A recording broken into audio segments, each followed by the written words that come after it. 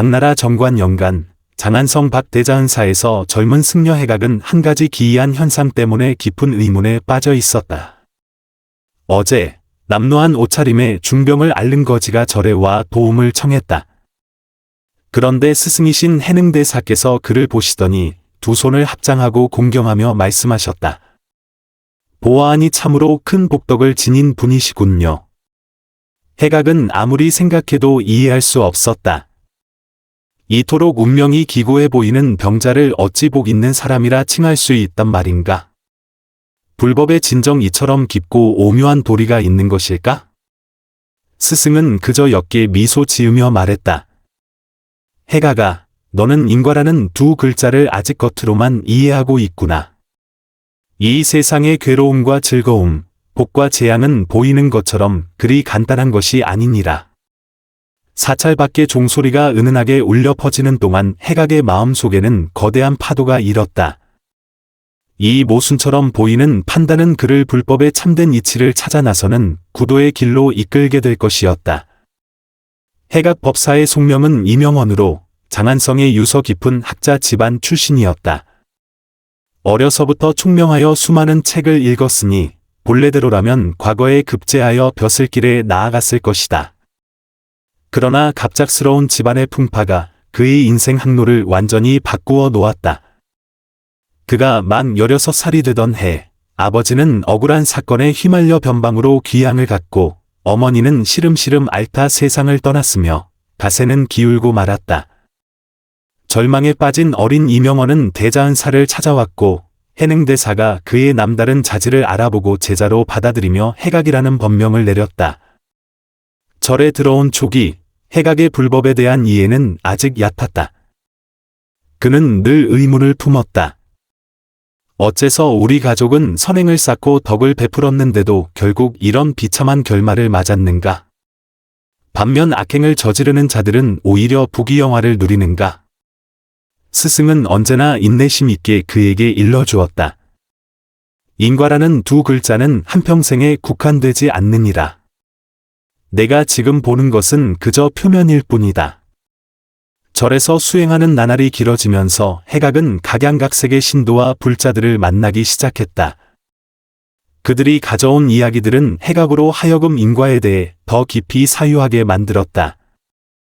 왕수인이라는 상인이 있었는데 그는 자주 절에 와 향을 올렸다. 그는 사업이 번창하여 재물이 넘쳐났고 처첩을 여럿 두었으며 자손도 많았다. 보통의 이치대로라면 복덕이 두터운 사람일 것이다. 그러나 스승을 뵐 때마다 왕수인은 늘 수심이 가득한 얼굴로 마음의 고통을 털어놓았다. 겉으로는 화려했지만 그의 내면은 극도의 공허함으로 가득 차 밤에 잠 못 이루며 괴로워하고 있었던 것이다. 스승은 사적으로 해각에게 말했다. 저 사람은 전생에 작은 선업을 지어 이생의 부귀를 얻었으나 금생의 탐욕이 끝이 없고 백성을 착취하여 이미 악의 씨앗을 심었느니라. 겉으로 보이는 화려함은 실은 업장이 드러나는 징조이니라. 해각은 이해할 수 없어 물었다. 스승님, 그렇다면 어찌하여 직접 깨우쳐 주지 않으십니까? 스승은 고개를 저었다. 아직 인연이 닿지 않았느니라. 그는 아직 겉모습의 부귀에 취해 있어 마음의 고통이 그를 진정으로 깨닫게 하기에는 부족하다. 업보가 눈앞에 닥칠 때가 되면 자연히 깨닫게 될 것이다. 과연 이때가 채 지나지 않아 왕수인의 사업은 급격히 기울기 시작했다. 처음에는 수혜를 만나 화물이 모두 물에 잠겼고 그 후에는 모함을 받아 소송에 휘말렸으며 결국에는 집안이 망하고 거지가 되었다. 그때가 되어서야 왕수인은 비로소 깨닫고 다시 절을 찾아와 스승 앞에 무릎 꿇고 통곡했다. 스승은 여전히 자비롭게 그를 받아들이며 해각에게 말했다. 이제 그의 인연이 닿았느니라. 그 후로 왕수인은 절에서 허드레시를 하며 지냈다. 비록 가난했지만 마음은 전례 없이 평온했다. 해각은 그제야 이른바 복과 재앙이라는 것이 표면적인 영육이나 득실처럼 간단한 것이 아님을 이해하기 시작했다. 또 한 번은 진씨라고 하는 나이 든 할머니가 절을 찾아왔다. 그녀는 평생 기고한 삶을 살아 어려서는 아버지를 여의고 젊어서는 남편을, 중년에는 아들을 잃었으며 이제는 늙고 쇠약하여 의지할 곳 없이 외로웠다. 보통 사람이 보기에는 운명이 비참하여 업장이 두터운 사람일 것이다.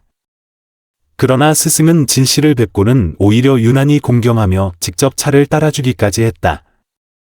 해각은 속으로 의아했다. 저렇게 박복한 노파를 스승께서는 어찌하여 이토록 예우하시는가? 스승은 나중에 설명했다. 저분은 비록 금생의 고난이 끊이지 않았으나 하늘을 원망하거나 남을 탓한 적이 없고 오히려 가는 곳마다 선을 행했느니라.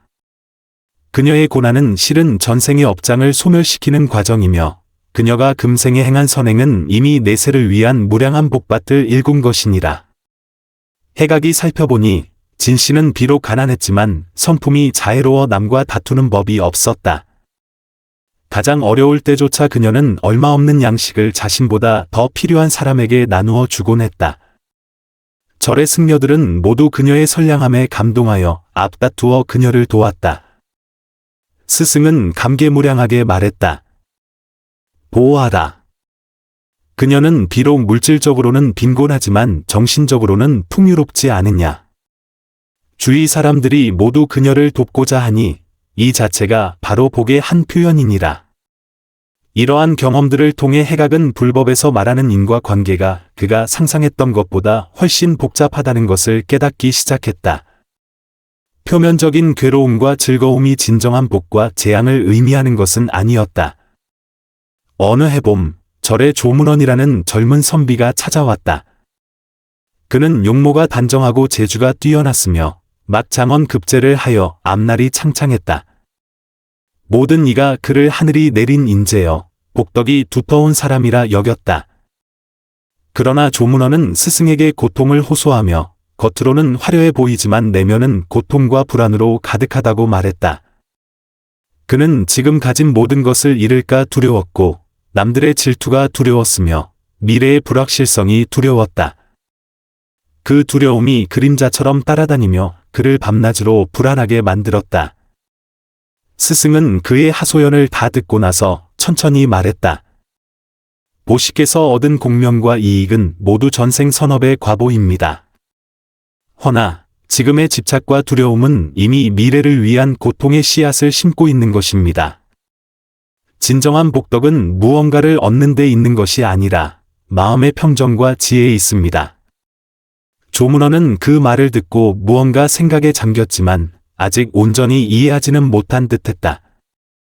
스승도 억지로 가르치려 하지 않고 그저 말했다. 2년이 이르면 자연히 깨닫게 될 것입니다. 이 일은 해각에게 더 깊은 질문을 던졌다. 무엇이 진정한 복인가? 외적인 부귀영화인가? 아니면 내면의 안온과 평정인가? 수행이 깊어짐에 따라 해각은 전생과 금생에 관한 더 많은 불법 경전을 접하게 되었다. 그는 불교의 관점에 따르면 한 사람의 금생의 삶은 상당 부분 전생의 행위에 의해 결정된다는 것을 알게 되었다. 선한 업이 즐거운 결과를 낳고 악한 업이 괴로운 결과를 낳는 것은 예나 지금이나 변치 않는 인과의 법칙이었다. 하지만 이러한 인과관계는 단순히 1:1로 대응하는 것이 아니었다. 때로는 한 사람의 전생 선업이 매우 커서 금생의 부귀를 누릴 수 있지만 만약 그가 금생에 계속 선을 행하지 않고 심지어 악을 저지른다면 그 복은 오히려 재앙으로 변할 수 있었다. 반대로 어떤 사람이 금생의 고난을 겪더라도 선한 마음으로 대처할 수 있다면 오히려 업장을 소멸하고 미래를 위한 복덕을 쌓을 수 있었다. 스승은 자주 말했다. 괴로움과 즐거움은 본래 정해진 것이 아니니 중요한 것은 마음을 보는 것이다. 바깥의 환경은 구름과 연기처럼 변하지만 오직 내면의 깨달음만이 영원한 재산이니라. 해각은 점차 깨달았다. 이른바 복이 있다는 것은 단순히 물질적인 풍요나 육체적인 건강을 의미하는 것이 아니라 한 사람이 어떤 상황에서도 마음의 평정과 지혜를 유지하며 외적인 괴로움과 즐거움에 흔들리지 않을 수 있는 상태를 가리키는 것이었다. 한 번은 해각이 산길을 걷다가 한 기인을 만났다. 그는 소박한 옷차림에 야윈 얼굴을 하고 있어 평범한 농부처럼 보였다. 하지만 그의 눈빛에서는 깊은 지혜가 묻어나 잊을 수 없는 인상을 주었다. 그 기인이 해각에게 말했다. 젊은 스님, 무엇이 진정한 복인지 아십니까? 해각이 겸손하게 답했다. 선배님, 가르침을 주십시오. 기인은 웃으며 말했다. 나도 젊었을 때는 공명과 이익을 좇으며 그것이 복인 줄 알았소. 나중에 온갖 풍파를 겪고 나서야 진정한 복은 마음의 자유로움에 있다는 것을 깨달았지. 어떤 상황을 만나든 평정과 자비를 유지할 수 있는 것, 그것이 가장 큰 복덕이요. 그는 이어서 말했다. 겉으로 부귀한 사람들을 보시오.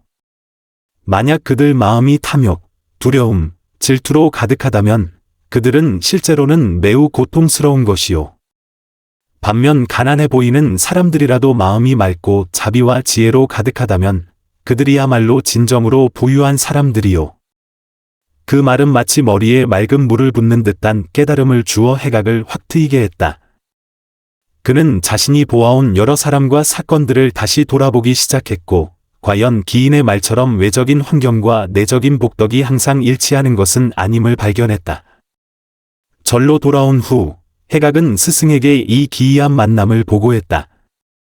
스승은 듣고 나서 미소 지으며 말했다. 내가 만난 이는 아마도 산속의 은사일 것이다. 그런 사람들은 종종 깊은 수행과 지혜를 지니고 있지.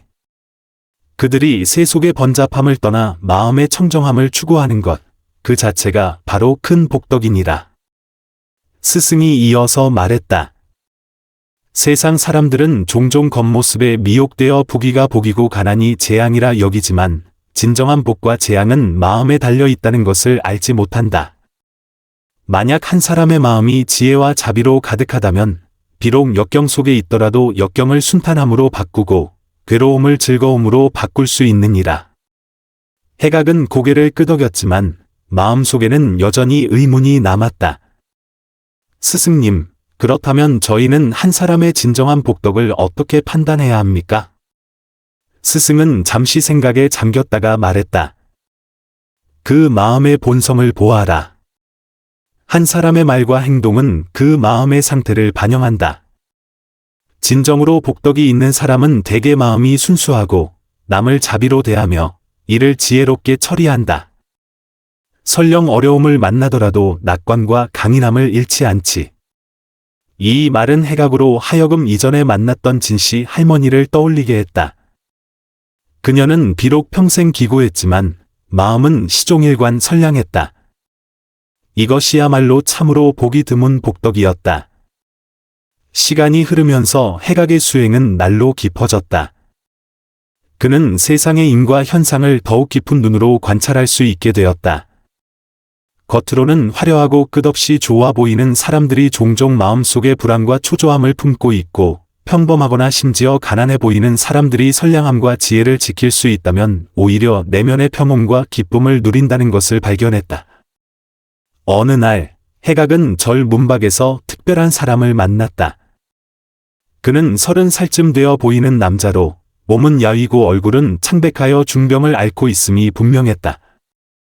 하지만 그의 눈빛에서는 굳건함과 평온함이 배어나와 깊은 인상을 남겼다.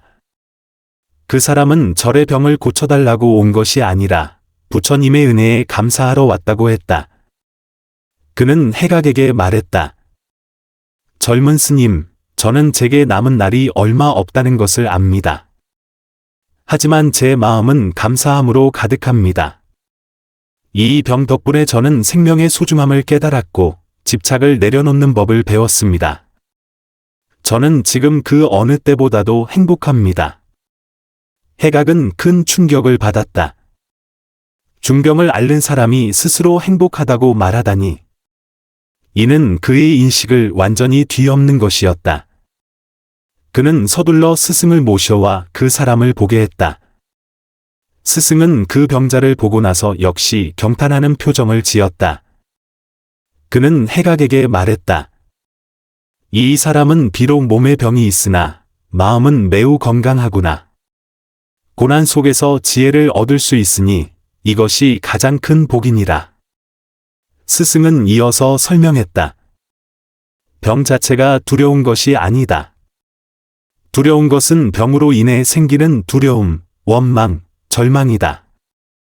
이 사람이 평온한 마음으로 병을 마주하고 심지어 그 속에서 깨달음까지 얻었으니 이는 그의 마음 경지가 매우 높다는 것을 의미한다. 이 일은 해각으로 하여금 생각하게 했다. 어쩌면 불행해 보이는 어떤 일들이 실제로는 복의 표현일 수도 있지 않을까? 스승은 그의 의문을 꿰뚫어 본 듯 말했다. 해각아, 너는 불법에서 말하는 인과가 단순히 선한 일에 선한 보답이 있고 악한 일에 악한 보답이 있다는 것이 아님을 알아야 한다. 때로는 한 사람이 고난을 겪는 것이 바로 전생의 업장을 소멸하기 위함이다. 그리고 올바른 마음가짐으로 고난을 마주하는 사람은 종종 고난 속에서 지혜와 성장을 얻을 수 있느니라. 스승은 잠시 말을 멈추고 계속했다. 저 병자처럼 그의 병은 아마도 전생의 어떤 업보일 것이다. 하지만 그는 감사하는 마음으로 그것을 마주함으로써 업장을 소멸했을 뿐만 아니라 내면의 평온과 지혜까지 얻었다. 이런 관점에서 본다면 그의 병은 오히려 복이 된 셈이지. 이 말에 해각은 깊은 생각에 잠겼다.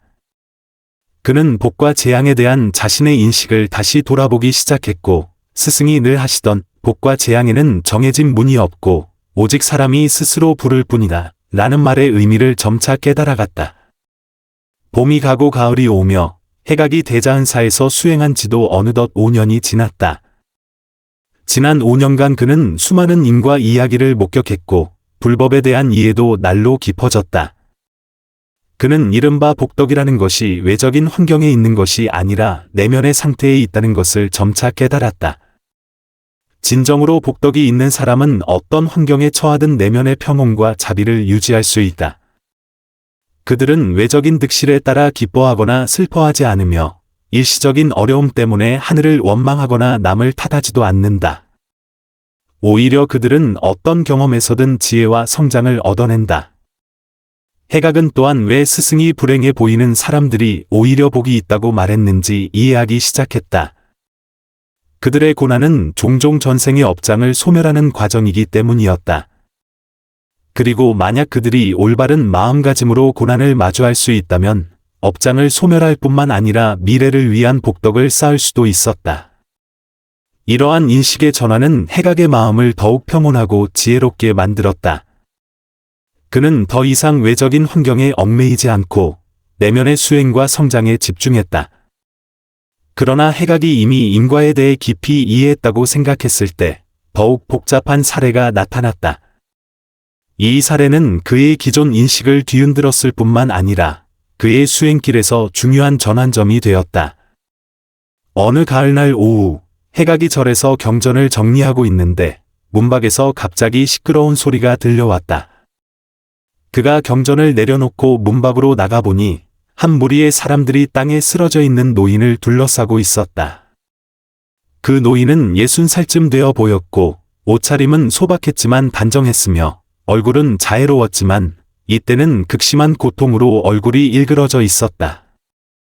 구경꾼들은 저마다 한마디씩 했는데 어떤 이는 노인이 길을 가다 갑자기 발병하여 쓰러졌다고 말했다. 해각은 서둘러 다가가 사람들과 함께 노인을 절 안으로 부축하여 쉬게 했다.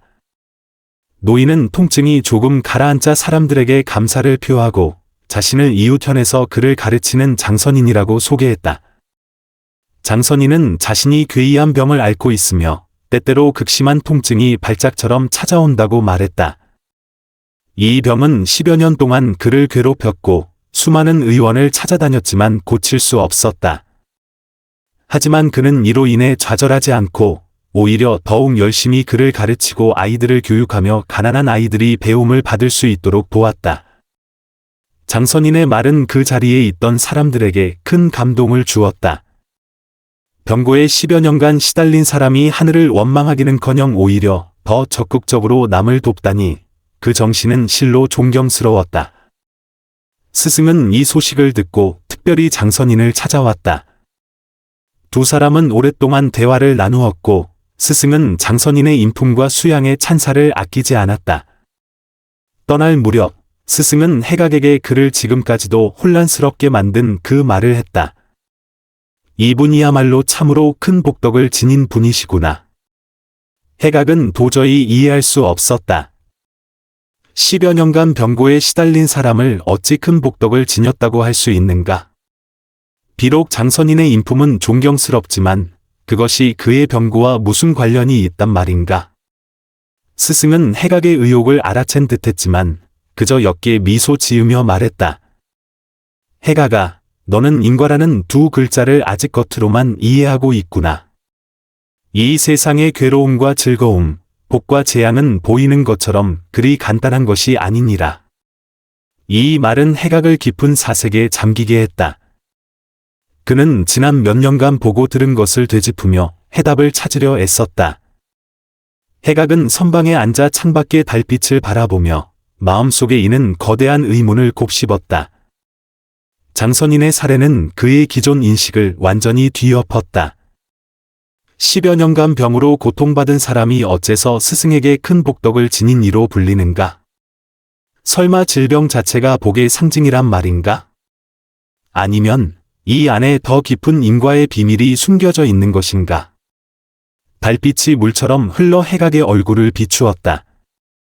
그는 눈을 감고 스승의 한마디 한마디를 떠올리며 해답의 실마리를 찾으려 애썼다. 이 세상의 괴로움과 즐거움, 복과 재앙은 보이는 것처럼 그리 간단한 것이 아니니라. 이 말이 그의 뇌리에서 계속 맴돌았다. 마치 열쇠 같았지만 그에 맞는 자물쇠를 찾을 수가 없었다.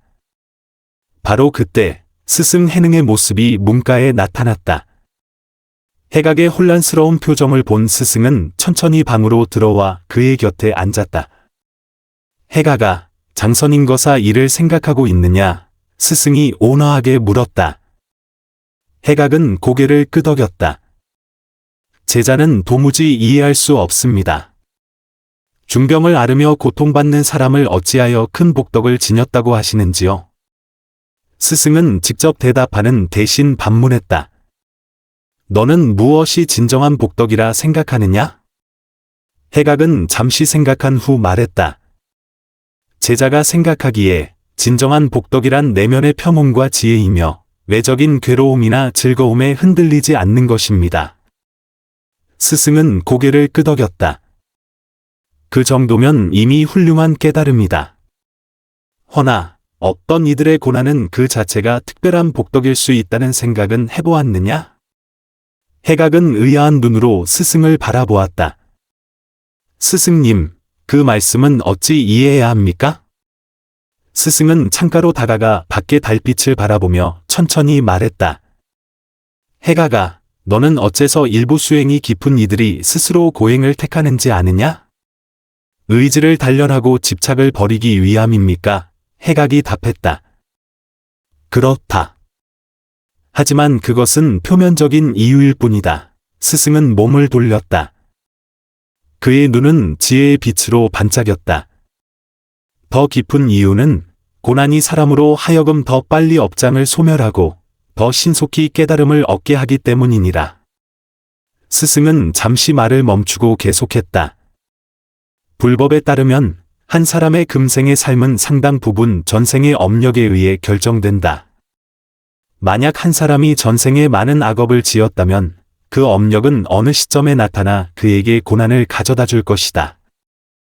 해각은 고개를 끄덕였다. 그 이치는 이미 이해하고 있었다. 스승이 이어서 말했다. 하지만 만약 그 사람이 올바른 마음가짐으로 고난을 마주한다면 그 악업들을 소멸시킬 뿐만 아니라 미래를 위한 선업을 쌓을 수 있다. 이런 관점에서 본다면 고난은 오히려 복이 되는 셈이지. 하지만 스승님, 해각은 여전히 의문이 남았다.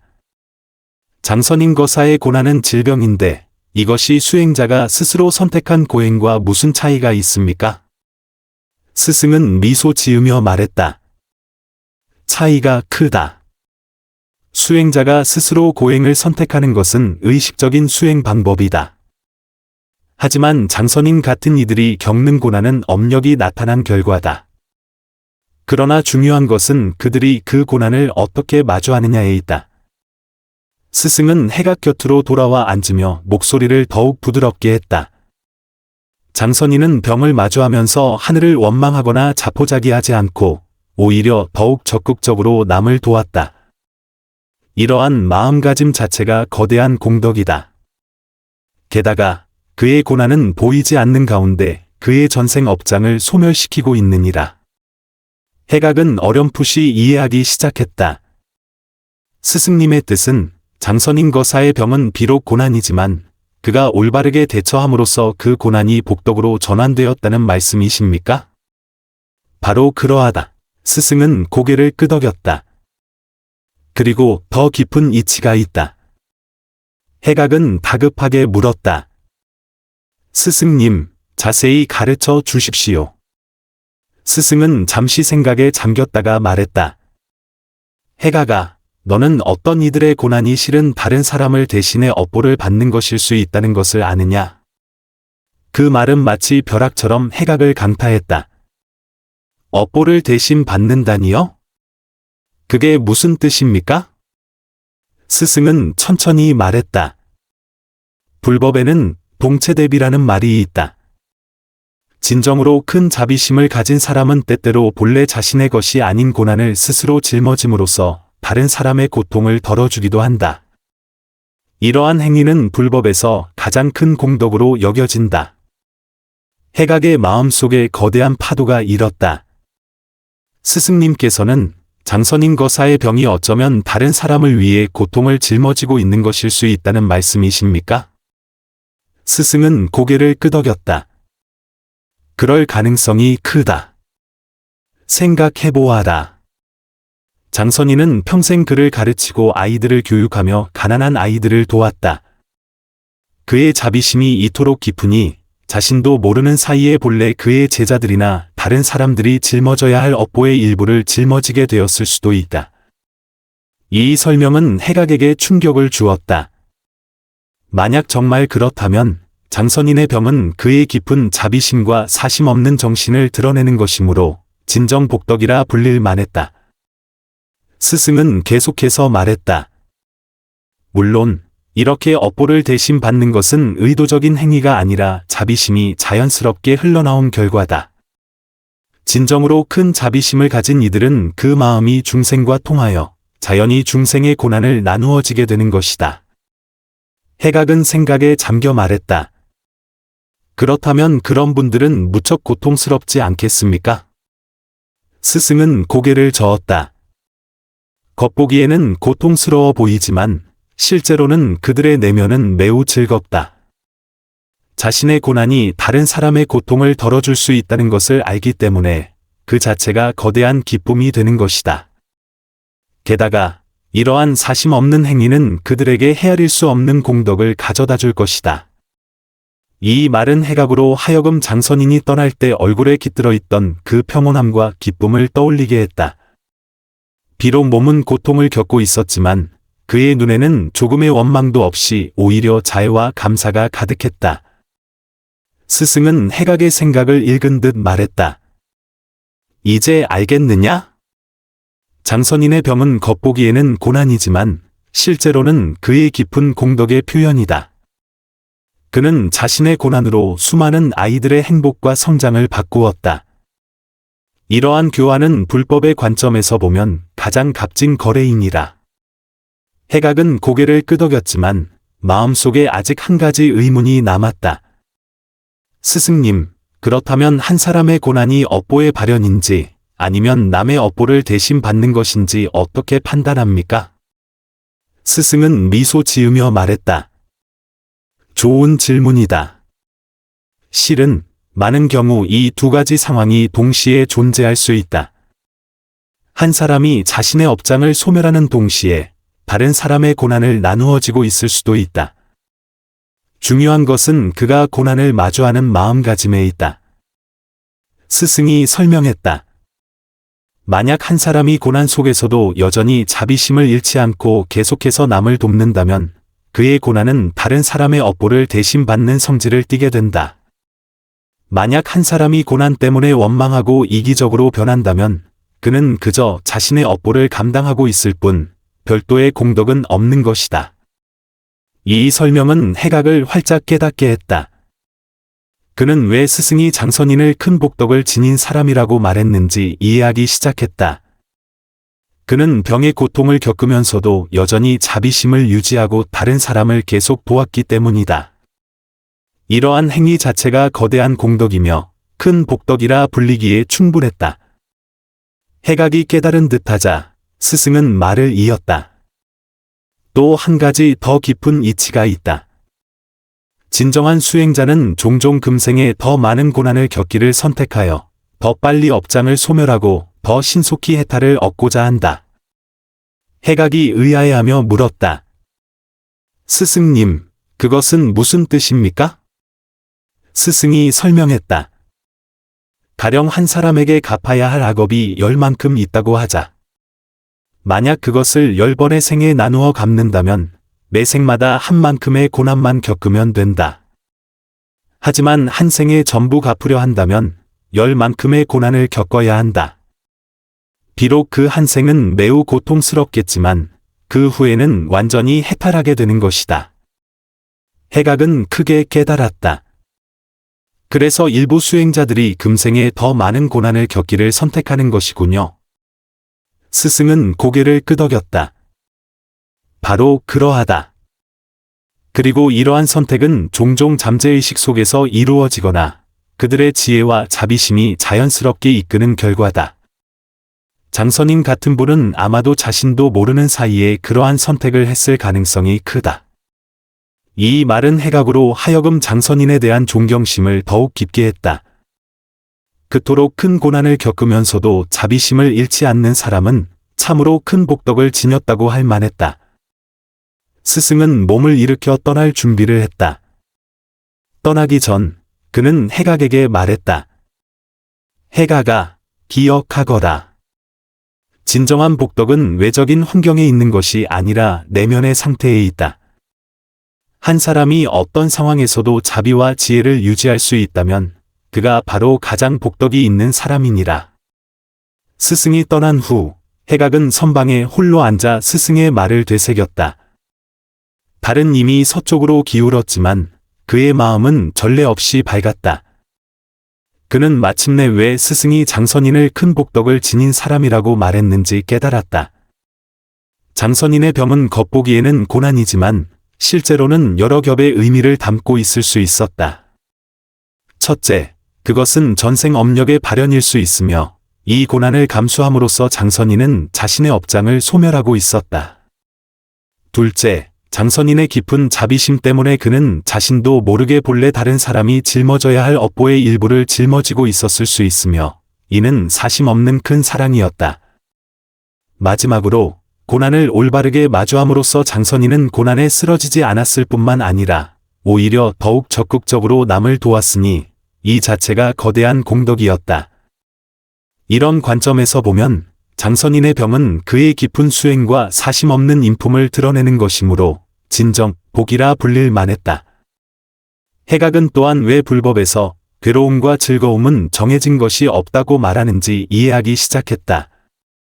외적인 괴로움과 즐거움은 그저 표면일 뿐 진정으로 중요한 것은 내면의 상태였다. 한 사람이 고난 속에서 자비와 지혜를 유지할 수 있다면 고난은 복덕으로 전환될 것이다. 반대로 한 사람이 즐거움을 누리면서 이기적이고 탐욕스러워진다면 그 즐거움은 재앙으로 변할 수 있었다. 이러한 인식의 전환은 해각으로 하여금 불법에 대한 더 깊은 이해를 갖게 했다. 그는 이른바 인과응보가 단순히 기계적인 대응이 아니라 복잡하고 정교한 체계라는 것을 깨닫기 시작했다.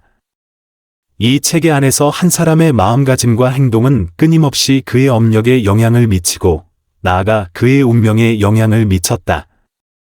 세월이 흘러 다시 이듬해 봄이 되었다. 해각은 그 깊은 깨달음을 겪은 후 불법에 대한 이해가 더욱 깊어지고 수행도 더욱 정진되었다. 그는 세상의 여러 현상을 더욱 자비롭고 지혜로운 눈으로 바라볼 수 있게 되었고 더 이상 표면적인 괴로움과 즐거움에 미혹되지 않았다. 그러나 해각이 인과의 참된 이치를 완전히 깨닫게 된 것은 다음에 일어난 한 사건 때문이었다. 어느 화창한 오후, 해각이 절에서 경전을 정리하고 있는데 문밖에서 익숙한 목소리가 들려왔다. 그가 고개를 들어보니 뜻밖에도 장선인이 다시 찾아온 것이었다. 1년 전과 비교했을 때 장선인의 변화는 컸다. 그의 얼굴은 더욱 붉게 혈색이 돌았고 정신도 더욱 생기가 넘쳤으며 가장 놀라운 것은 그의 얼굴에 전례 없는 기쁨과 평온이 넘쳐 흘렀다는 점이다. 장거사님, 안색이 훨씬 좋아지셨습니다. 해각이 걱정스럽게 말했다. 장선인은 웃으며 말했다. 이곳의 불법가피 덕분에 몸이 확실히 많이 좋아졌습니다. 하지만 더 중요한 것은 제 마음이 전례 없는 평온을 얻었다는 것입니다. 해각은 장선인을 앉게 하고 지난 1년간의 상황을 자세히 물었다.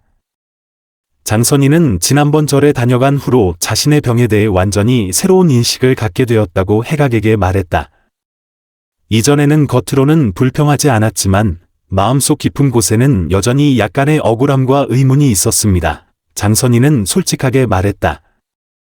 저는 평생 선을 행했는데 왜 이런 고통을 겪어야 하는지 이해할 수 없었습니다. 그는 이어서 말했다.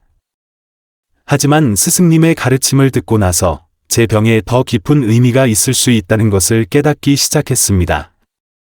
저는 더 이상 그것을 부담으로 여기지 않고 수행의 기회로 여기게 되었습니다. 장선인의 말은 해각에게 깊은 감동을 주었다. 그는 장선인 내면의 평온과 기쁨이 억지로 꾸며낸 것이 아니라 진짜라는 것을 느낄 수 있었다. 더 신기한 것은 장선인이 계속해서 말했다. 제가 병에 대한 생각을 바꾸고 나니 저와 같이 고난을 겪는 사람들을 더 잘 도울 수 있다는 것을 발견했습니다. 제 제자들 중에도 여러 어려움에 처한 아이들이 있는데 제 경험을 통해 그들을 위로하고 격려할 수 있었습니다. 해각은 고개를 끄덕였다. 그것은 참으로 큰 공덕입니다. 장선인은 또 말했다. 그리고 또 한 가지 신기한 일이 있습니다. 제가 진정으로 제 병을 받아들이고 그것을 이용해 남을 돕기 시작했을 때 제 고통이 오히려 많이 줄어들었습니다. 비록 병의 뿌리는 아직 남아있지만 발작의 빈도와 강도가 크게 줄었습니다. 이 현상은 해각의 흥미를 끌었다. 장거사님, 그것이 왜라고 생각하십니까? 장선인은 잠시 생각한 후 말했다. 아마도 제 마음가짐이 바뀌었기 때문인 것 같습니다. 예전에는 늘 병에 저항하며 그것을 적으로 여겼습니다. 지금은 그것을 받아들이고 심지어 제게 성장과 지혜를 가져다 준 것에 감사합니다.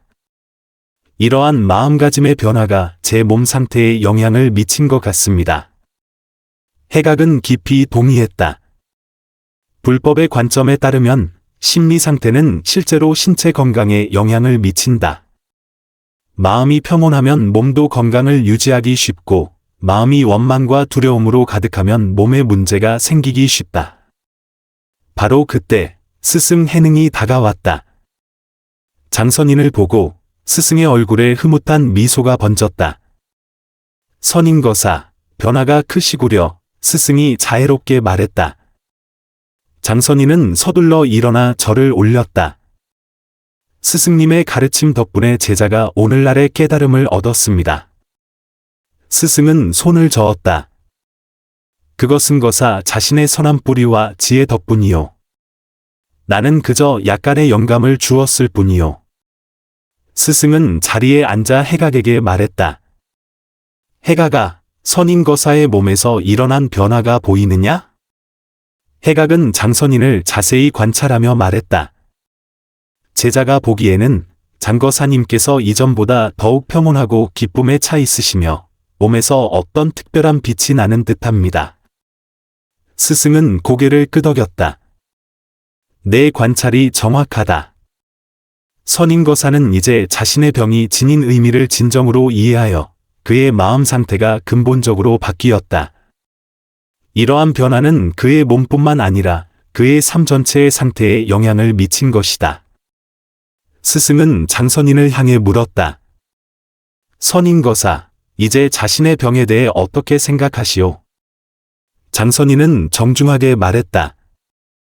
스승님, 제자는 이제 이 병이 부처님께서 제게 주신 가장 좋은 선물이라고 생각합니다. 그것은 제게 구샘과 인내를 가르쳐 주었을 뿐만 아니라 더 중요하게는 저와 같이 고난을 겪는 사람들을 더 잘 이해하고 도울 수 있게 해주었습니다. 그는 이어서 말했다. 제자는 또한 이 병이 아마도 제자의 전생 업장을 소멸시키거나 혹은 제자가 어떤 사람들을 대신해 일부 고난을 겪게 하는 것일 수 있다는 것을 깨달았습니다. 어느 경우든 제자는 기꺼이 받아들일 것입니다. 스승은 듣고 나서 만족스럽게 고개를 끄덕였다. 선인거사, 당신은 이미 고난의 의미를 진정으로 이해했구려. 당신의 지금 마음 경지는 이미 매우 높은 경지에 이르렀소. 스승은 해각을 향해 말했다. 해각아, 이제 알겠느냐? 무엇이 진정으로 복 있는 사람인지? 해각은 깊이 느낀 바를 말했다. 제자, 깨달았습니다. 진정으로 복 있는 사람은 고난을 겪지 않은 사람이 아니라 고난을 올바르게 마주하고 그 속에서 지혜와 성장을 얻는 사람입니다. 스승은 고개를 끄덕였다. 바로 그러하다. 선인거사의 병은 겉보기에는 고난이지만 실제로는 그의 깊은 복덕의 표현이다. 그는 이 고난을 통해 더 많은 사람을 도울 수 있으니 이 자체가 가장 큰 복이니라. 스승은 잠시 말을 멈추고 계속했다. 그리고 너희는 알아야 한다. 선인거사 같은 분들의 고난은 종종 유한하지만 그들의 공덕은 무한하다는 것을. 장기적으로 보면 그들이 얻는 것이 잃는 것보다 훨씬 많다. 이 말은 해각에게 깊은 영감을 주었다. 그는 왜 불법에서 괴로움과 즐거움 모두가 수행이다라고 말하는지 이해하기 시작했다. 진정으로 지혜로운 사람에게는 괴로움이든 즐거움이든 모두 수행을 돕는 인연이 될 수 있었다. 중요한 것은 그것을 어떻게 올바르게 마주하고 활용하느냐에 있었다. 장선인은 절에 며칠 머물며 스승과 해각과 깊은 교류를 나누었다. 이 과정에서 해각은 인과의 복잡성과 심오함을 더욱 깊이 이해하게 되었다. 어느 날 저녁, 장선인이 해각에게 말했다. 젊은 스님, 제가 한 가지 비밀을 알려드리고 싶습니다. 해각은 궁금해하며 물었다. 무슨 비밀이십니까? 장선인은 신비롭게 웃으며 말했다. 실은 제 병이 최근 몇 달 사이에 거의 다 나았습니다. 해각은 크게 놀랐다. 정말이십니까? 그런데 왜 말씀하지 않으셨습니까? 장선인은 설명했다.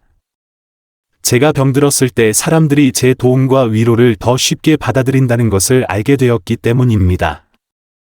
만약 제가 회복되었다는 것을 알면 아마 저를 그만큼 신뢰하지 않을 수도 있습니다. 그래서 저는 계속 병자의 모습으로 나타나 도움이 필요한 사람들을 더 잘 도울 수 있도록 선택했습니다. 이 소식은 해각에게 엄청난 충격을 주었다. 장선인은 자신의 병을 올바르게 마주했을 뿐만 아니라 회복된 후에도 계속해서 병자의 신분으로 남을 돕고자 했다. 이러한 사심 없는 정신은 참으로 큰 복덕이라 할 만했다. 스승은 이 소식을 듣고 해각에게 말했다. 이제 완전히 깨달았느냐? 선인거사의 병은 처음부터 끝까지 복의 상징이었다. 그것은 그가 업장을 소멸하고 지혜를 얻도록 도왔을 뿐만 아니라 그가 다른 사람을 더 잘 도울 수 있게 했다. 심지어 회복된 후에도 그는 그 신분을 이용해 선을 행하기를 선택했으니 이 얼마나 큰 자비와 지혜인가. 해각은 깊이 감동했다. 그는 마침내 스승이 처음에 하신 이분이야말로 참으로 큰 복덕을 지닌 분이시구나 라는 말의 의미를 완전히 이해했다. 장선인의 병은 참으로 그의 깊은 복덕의 표현이었으며 단지 그 복덕이 표현되는 방식이 보통 사람의 이해 범위를 넘어섰을 뿐이었다. 며칠 후 장선인은 절을 떠나야 했다. 떠나기 전 그는 해각에게 말했다. 젊은 스님, 제 경험이 스님께 약간의 영감을 주었으면 합니다. 기억하십시오. 진정한 복은 외적인 환경에 있는 것이 아니라 내면의 상태에 있습니다. 어떤 상황을 만나든 자비와 지혜를 잃지 마십시오. 해각은 합장하며 작별 인사를 했다.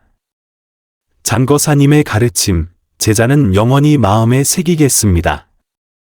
장선인이 떠난 후 해각은 선방에 홀로 앉아 그간의 경험을 되돌아보았다. 그는 자신이 불법에 대한 이해가 한 단계 더 높아졌음을 깊이 느꼈다. 그는 복의 상징이 병이다라는 말이 모든 질병이 복이라는 뜻이 아니라 어떤 특별한 사람들에게는 그들의 병이 특별한 의미를 가질 수 있다는 것을 깨달았다.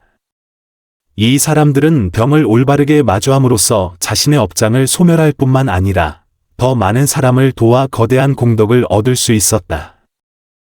해각은 또한 금생의 인과가 전생의 공덕과 관련이 있다는 것을 깨달았지만 그 관계는 상상보다 훨씬 복잡하다는 것도 알게 되었다. 한 사람의 전생 공덕은 금생의 온갖 예상치 못한 방식으로 나타날 수 있었다. 때로는 겉으로 보기에 고난인 일이 실제로는 공덕의 표현일 수 있고 겉으로 보기에 복인 일이 실제로는 업장을 숨기고 있을 수 있었다.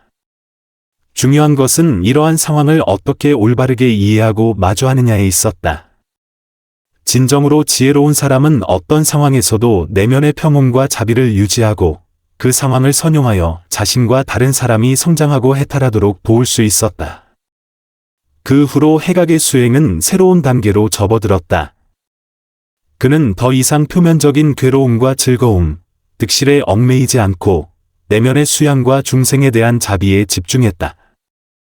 그는 진정한 수행자란 어떤 상황에서도 지혜와 자비를 유지할 수 있어야 하며 그것이 바로 가장 큰 복덕임을 깨달았다. 수년 후 해각은 대자은사의 덕망 높은 법사가 되었다. 그는 법을 구하러 오는 신도들에게 자주 장선인의 이야기를 들려주며 무엇이 진정한 복덕이고 무엇이 올바른 인과관인지 가르쳤다. 한 번은 젊은 신도가 해각에게 물었다. 법사님, 저희가 고난을 만나면 어떻게 대처해야 합니까? 해각은 미소 지으며 답했다. 첫째, 그 고난을 받아들이고 저항하거나 원망하지 마십시오. 둘째, 고난 속에서 지혜와 성장의 기회를 찾으십시오. 마지막으로 그 경험을 선용하여 똑같이 고난받는 다른 사람들을 도우십시오. 이 세 가지를 할 수 있다면 어떤 고난도 복덕으로 바뀔 것입니다. 또 다른 신도가 물었다. 법사님, 그렇다면 저희에게 복덕이 있는지 어떻게 판단할 수 있습니까? 해각이 답했다. 외적인 환경을 보지 말고 내면의 상태를 보십시오.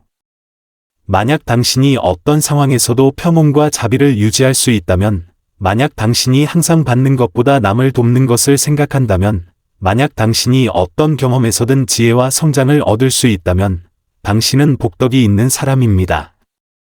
이러한 가르침은 수많은 신도들이 인과와 복덕을 올바르게 이해하도록 도왔다. 해각은 이로 인해 지혜법사라는 명성을 얻으며 불법 전승의 중요한 인물이 되었다. 그러나 해각은 장선인이 준 영감을 결코 잊지 않았다.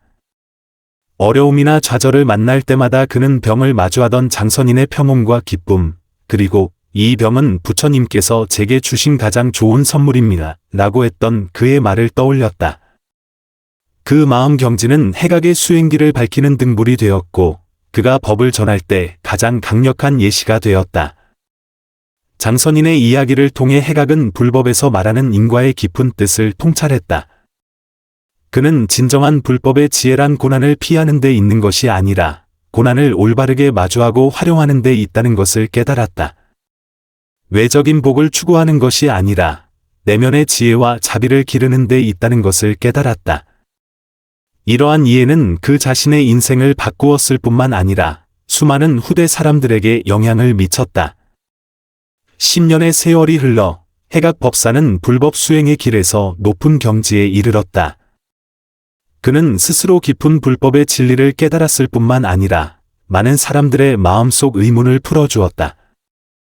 그 10년 동안 그는 각양각색의 사람과 일을 만났고 매번의 경험은 그의 인과에 대한 이해를 더욱 깊게 했다. 불법의 지혜는 바다처럼 깊고 인과의 법칙은 그물처럼 복잡하고 정교하다. 장선인 법사와 같은 실제 사례를 통해 우리는 이른바 복덕이 항상 우리가 기대하는 방식으로 나타나는 것은 아님을 알 수 있다. 때로는 표면의 고난이 바로 내면의 복덕을 드러내는 것이며, 진정으로 복 있는 사람은 종종 어떤 상황에서도 내면의 지혜와 자비를 유지할 수 있다. 금생의 인과는 분명 전생의 공덕과 깊이 관련되어 있지만, 그 관계는 우리가 상상하는 것보다 훨씬 복잡하고 미묘하다. 한 사람의 운명은 전생의 업력에 영향을 받을 뿐만 아니라 더 중요하게는 그가 금생의 그 상황들을 어떻게 마주하고 활용하는지에 달려 있다. 불경에서 말하듯 마음이 능히 환경을 바꾸나 환경은 마음을 바꾸지 못한다. 진정한 수행자는 올바른 마음가짐과 행동을 통해 어떤 환경이든 수행의 조력자이자 공덕의 원천으로 바꿀 수 있다. 장선인의 이야기는 우리에게 삶의 고난은 두려운 것이 아니며 두려운 것은 고난에 대한 우리의 잘못된 인식과 소극적인 대처임을 알려준다. 만약 우리가 지혜와 자비의 마음으로 삶의 여러 도전을 마주할 수 있다면 그 불행처럼 보이는 것들이 오히려 우리의 성장과 깨달음의 계기가 될 것이다. 이것이 바로 불법에서 말하는 번뇌가 곧 깨달음이다라는 깊은 뜻이며 복의 상징이 병이다라는 모순처럼 보이는 명제의 진정한 해답이다. 인연이 있는 모든 중생이 이로부터 깨달음을 얻어 인생의 여정에서 지혜와 자비를 잃지 않고 모든 환경을 깨달음의 조력자로 삼기를 기원한다.